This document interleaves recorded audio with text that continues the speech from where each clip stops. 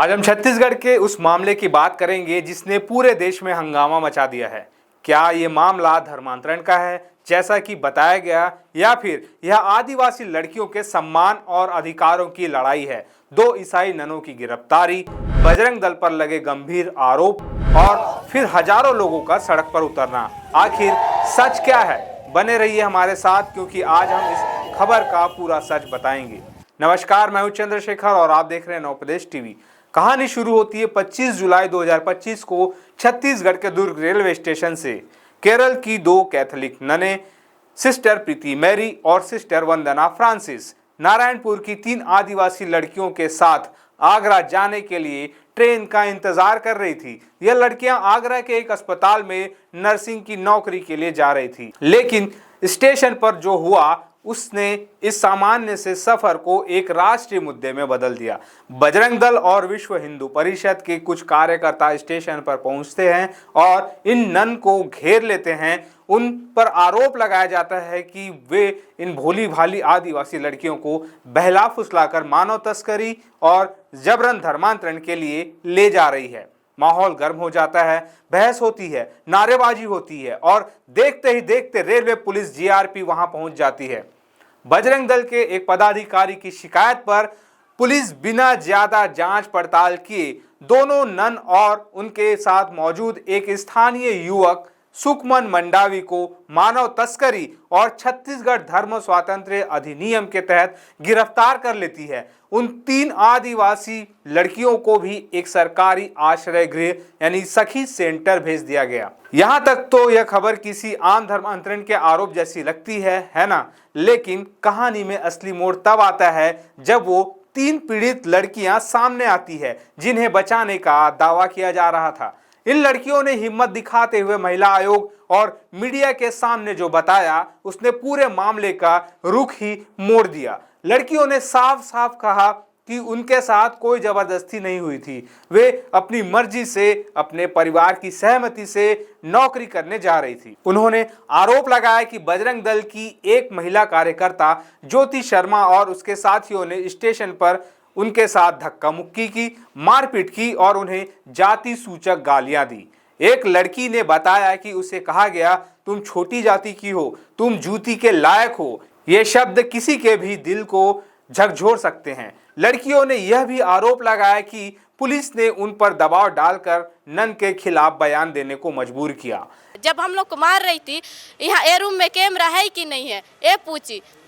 उसके बाद वहाँ बोलते हैं कि नहीं है कैमरा। उसके बाद हम लोग को मार रही है हमारे दोनों मेरी फ्रेंड्स लोग को भी इतना मार रही है सर। ऐसा वो पूछती भी क्यों जा रहे हो बच्चे, किस काम के लिए? वो बिना पूछे हम लोग को मार रही है सर। हम लोग बोल रहे हैं अपने मर्जी से आए हैं, अपने मर्जी से काम करने जा रहे हैं, मम्मी पापा लोग को पूछ के जा रहे हैं बोले सर, लेकिन तब भी वो हम लोग के ऊपर मार रही थी सर। ये तो गलत है ना सर, मारती है तो। इस खुलासे के बाद जो लोग ननों को दोषी मान रहे थे, वे भी सोचने पर मजबूर हो गए। मामला धर्मांतरण का नहीं, बल्कि आदिवासी सम्मान और नागरिक अधिकारों के हनन का लगने लगा। जब सच सामने आने लगा तो न्याय की मांग को लेकर आवाजें बुलंद होने लगी और इस लड़ाई में सबसे आगे आई भारतीय कम्युनिस्ट पार्टी यानी सीपीआई। सीपीआई ने छत्तीसगढ़ के आदिवासी बहुल इलाके नारायणपुर में एक विशाल प्रदर्शन का आयोजन किया। हजारों की संख्या में लोग, जिनमें बड़ी तादाद में आदिवासी समुदाय के लोग शामिल थे, कलेक्टर ऑफिस का घेराव करने के लिए सड़कों पर उतर आए।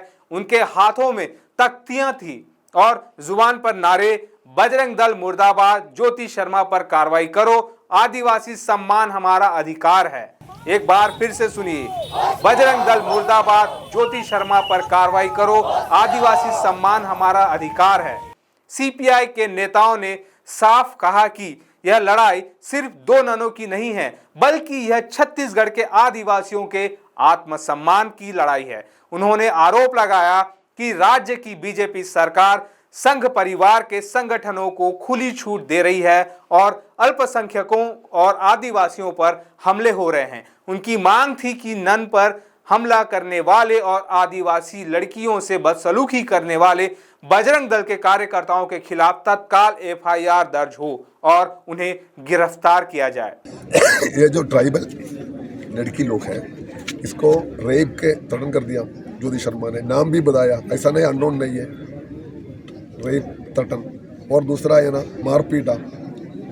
वो सुनो, देश का अंदर अगर मुझे मेरा धर्मांतरण के बाद बोलेगा तो अगर मेरा धर्म है, मुझे छोड़ने का इच्छा है तो मुझे छोड़ सकता, ऐसा कोई होली क्यों नहीं है। हम फोर्सफुल कन्वर्शन को निंदा करता हूँ। अंबेडकर ने देश के अंदर बहुत सारे लोगों को लेकर अपना धर्म छोड़ के दूसरा धर्म में गया था, लेकिन वो मामला वो नहीं है। ये लड़की के ऊपर वो भी आरोप लगाया सभी के ऊपर, लेकिन इनका हाल देखो, इतना बुरा हमला इसके ऊपर हुआ लेकिन एफआईआर भी नहीं डाला। ये क्या तरीका है, ये क्या शासन है। उन्होंने चेतावनी दी कि अगर उनकी मांगे नहीं मानी गई तो वे अनिश्चितकालीन भूख हड़ताल पर बैठेंगे। इस मामले की गूंज दिल्ली तक भी सुनाई दी थी जब सीपीआई की वरिष्ठ नेता वृंदा करात ने दुर्ग जेल जाकर ननों से मुलाकात की और इसे एक गढ़ा हुआ केस बताया। कांग्रेस नेता राहुल गांधी और केसी वेणुगोपाल ने भी इस घटना की निंदा करते हुए इसे अल्पसंख्यकों पर सुनियोजित हमला करार दिया।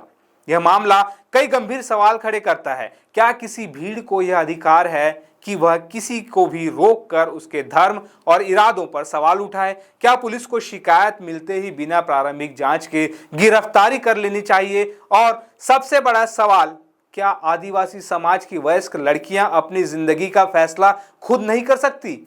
यह घटना हमें सोचने पर मजबूर करती है कि धर्मांतरण के शोर में कहीं हम किसी के मौलिक अधिकारों, उनके सम्मान और उनकी आज़ादी को तो नहीं कुचल रहे हैं। अदालत ने बाद में दोनों ननों को जमानत पर रिहा कर दिया, लेकिन जो मानसिक पीड़ा और अपमान उन नन और आदिवासी लड़कियों ने झेला, उसकी भरपाई कौन करेगा? आप इस बारे में क्या सोचते हैं? क्या यह धर्मांतरण रोकने की कोशिश थी या गुंडागर्दी? अपनी राय नीचे कमेंट्स में जरूर बताएं। अगर आपको हमारी यह खबर पसंद आई तो इस वीडियो को लाइक करें, अपने दोस्तों के साथ शेयर करें और हमारे चैनल को सब्सक्राइब करना ना भूलें। हम ऐसी ही जरूरी मुद्दों को आपके सामने लाते रहेंगे। मिलते हैं अगले वीडियो में, तब तक के लिए नमस्कार।